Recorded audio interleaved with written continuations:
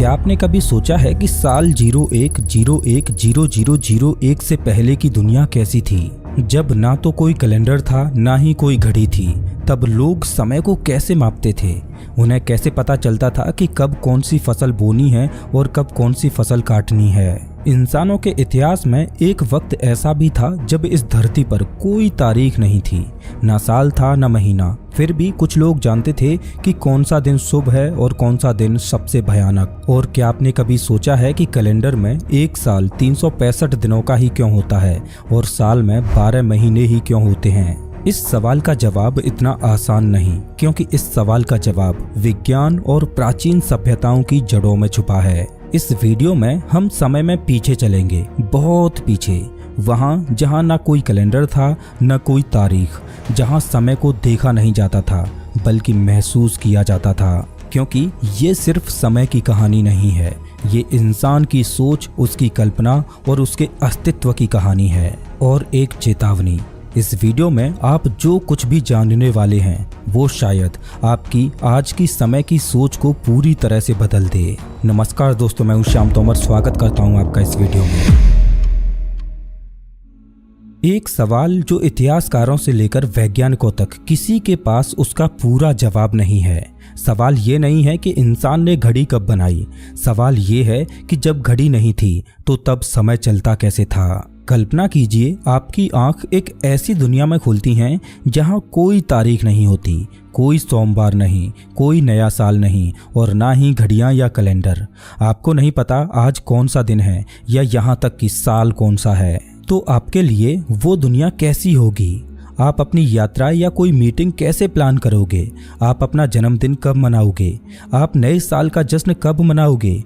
आप ये कैसे तय करोगे कि कब आपको कोई त्योहार मनाना है? लेकिन जब आप अपने आसपास के लोगों को देखते हो तो आप देखते हो कि फिर भी लोग जी रहे हैं, खेतों की बुवाई कर रहे हैं, भविष्य की भविष्यवाणियां कर रहे हैं, युद्ध की तारीख तय कर रहे हैं। अब सवाल ये उठता है कि जब 1 जनवरी 0001 भी नहीं आया था तब इंसान समय को कैसे समझता था? उनके पास कोई डिजिटल घड़ी नहीं थी, लेकिन वे फिर भी जान लेते थे कि कब कौन सा त्योहार मनाना है।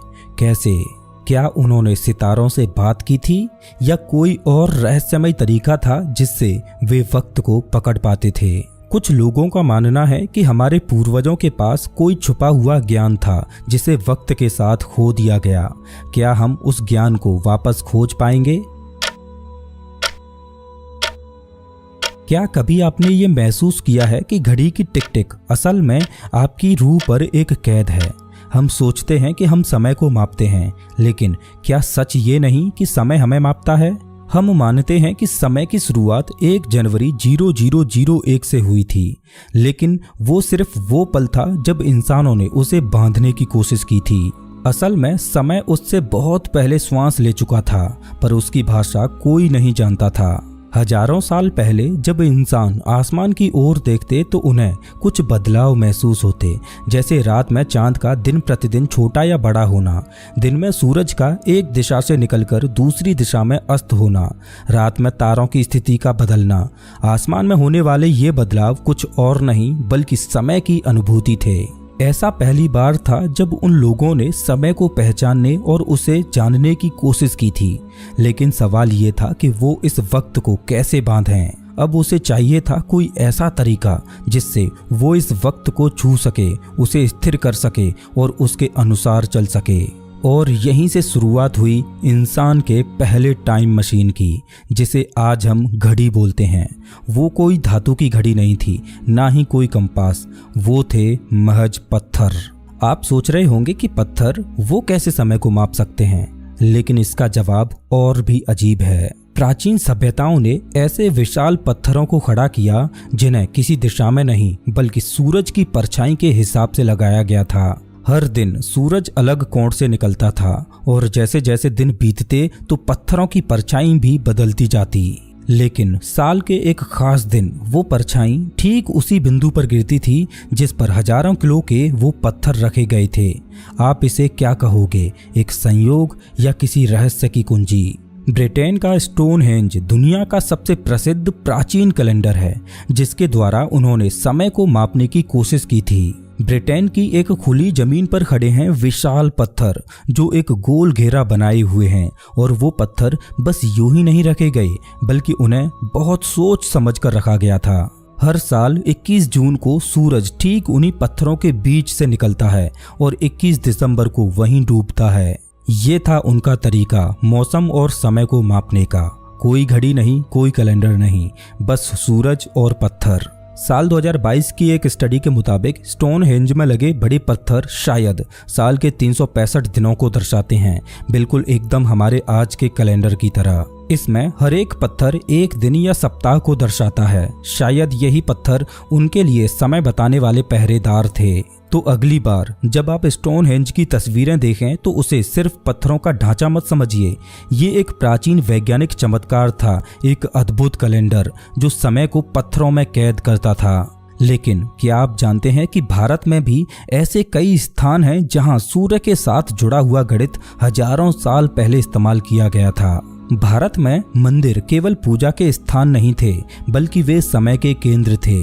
आपको क्या लगता है कि कोणार्क का सूर्य मंदिर सिर्फ पूजा के लिए बना था, या फिर वो एक प्राचीन टाइम मशीन था जो समय और साल दोनों गिन सकता था? समंदर की लहरों से कुछ किलोमीटर दूर उड़ीसा में एक मंदिर है जिसे लोग सूर्य देव का रथ बोलते हैं। कोणार्क का सूर्य मंदिर इस तरह से बना है कि साल के 2 विशेष दिनों पर सूर्य की किरणें उसके गर्भगृह में ठीक उसी तरह प्रवेश करती हैं जैसे कोई वैज्ञानिक प्रयोगशाला में प्रकाश को नियंत्रित करता है। सूर्य देव के रथ में 12 पहिए, 7 घोड़े और एक रहस्य जो सदियों से छुपा हुआ है। हर पहिया साल के 12 महीनों को दर्शाता है और हर पहिए में 8 तीलियां हैं जो एक दिन के 8 पहरों को बताती हैं। आपको बता दूं कि जिस तरह से आज हम समय को घंटों में मापते हैं, उसी तरह प्राचीन भारत में हमारे पूर्वज समय को पहरों में मापते थे। अब सुनिए एक कमाल की बात। इन पहियों पर सूरज की छाया गिरती है और इससे दिन का समय मापा जा सकता है। जिस समय दुनिया घड़ी बनाना भी नहीं जानती थी, उस समय हमारे पूर्वज पत्थरों से समय को पढ़ रहे थे। ये कोई कला नहीं थी बल्कि ये विज्ञान था, और वो भी हमारे ही देश की जमीन पर। ये सिर्फ कला नहीं थी, ये टाइम इंजीनियरिंग थी। कल्पना कीजिए कि आप 5000 साल पहले के किसी कबीले में हैं। आप जवान हैं और आपको बताया गया है कि जैसे ही सूर्य की परछाई उस तीसरे पत्थर को छूती है तभी अगली ऋतु शुरू होगी। कोई घड़ी नहीं, कोई मोबाइल अलर्ट नहीं, बस एक परछाई, और उस पर आपकी पूरी सभ्यता का भविष्य निर्भर करता है। अब सवाल ये आता है कि प्राचीन समय में पत्थर भी समय की भाषा बोलते थे, लेकिन क्या वो भाषा आज भी जीवित है, या हमने उस ज्ञान को खो दिया है और अब हम सिर्फ मशीनों पर ही भरोसा करने लगे हैं? जब प्राचीन मानव ने पहली बार आकाश की ओर देखा तो उसने महसूस किया कि कुछ है जो रोज बदलता है।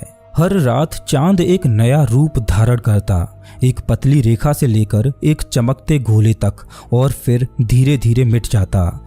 ये बदलाव सिर्फ सौंदर्य नहीं था, ये था समय का पहला संकेत। हजारों साल पहले जब न तो घड़ियां थीं और न ही तारीख हैं, तब इंसानों ने चांद को समय मापने के उपकरण के रूप में अपनाया। चांद का 29.5 दिनों का एक पूरा चक्र, अमावस्या से पूर्णिमा और फिर पूर्णिमा से अमावस्या, यही बना दुनिया का पहला कैलेंडर जिसे लूनर कैलेंडर बोला जाता है। भारत में पंचांग प्रणाली में तिथि और पक्ष जैसी संकल्पनाएं चंद्र गति से जुड़ी थीं। यह कैलेंडर केवल समय की माप नहीं था, यह सामाजिक, धार्मिक और कृषि जीवन का आधार बन गया। त्योहार, व्रत, विवाह सब चांद के अनुसार तय होते थे। लेकिन चांद के अलावा एक और खगोलीय शक्ति समय को दर्शा रही थी, सूर्य। सूर्य का एक चक्र लगभग 365 दिन लंबा होता है। वो स्थिर था, सटीक था। यही कारण था कि मिस्र और रोमन सभ्यताओं ने सौर कैलेंडर को अपनाया। अब सवाल उठता है कि एक तरफ चांद था जो 29.5 दिनों में अपना एक चक्र पूरा कर रहा था, तो दूसरी ओर सूर्य था जिसको अलग अलग ऋतुओं के एक चक्र को पूरा करने में लगभग 365 दिन लग रहे थे। तो ऐसे में कौन सा कैलेंडर अधिक प्राकृतिक था? लेकिन भारत ने दोनों के बीच संतुलन बनाया। चंद्र और सौर दोनों को मिलाकर एक कैलेंडर बनाया जिसे लूनीसौर कैलेंडर बोला जाता है। और इस कैलेंडर में हर 32.5 महीनों में एक अधिमास जोड़ा जाता है, यानी एक महीना अलग से जोड़ा जाता है ताकि चंद्र वर्ष सौर वर्ष से मेल खा सके। इसे समझने के लिए प्राचीन विद्वान खगोलीय गणनाओं का प्रयोग करते थे। आज के समय में वैश्विक व्यापार और तकनीक के लिए सूर्य पर आधारित कैलेंडर जरूरी है, लेकिन हमारी आत्मा और संस्कृति अब भी चंद्रमा की ओर झुकी है। इसीलिए होली, दीपावली, सभी त्योहार आज भी चंद्र तिथियों से तय होते हैं। जब पश्चिमी सभ्यताएं साल, महीनों और तारीखों को लेकर संघर्ष कर रही थीं, तब भारत के ऋषि समय को युग